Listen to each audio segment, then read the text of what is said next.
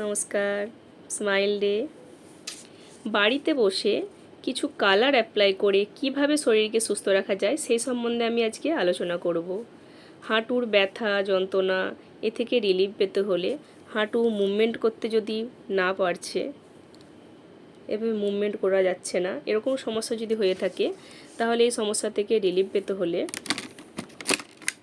Purple colour এভাবে ডান হাতের small finger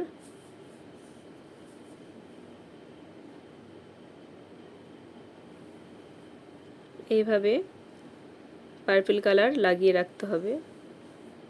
এটা হাঁটু যদি মুভমেন্ট করতে না পারে তার জন্য, এবং হাঁটুর ব্যথা যন্ত্রণা যদি হয়ে থাকে তাহলে এই জায়গাটিতে এবং এই জায়গাটিতে এভাবে পার্পল কালার লাগাতে হবে। এটি 4 থেকে 5 ঘন্টা রাখতে হবে, তাহলে হাঁটুর সমস্যা থেকে মুক্তি পাবেন। নমস্কার।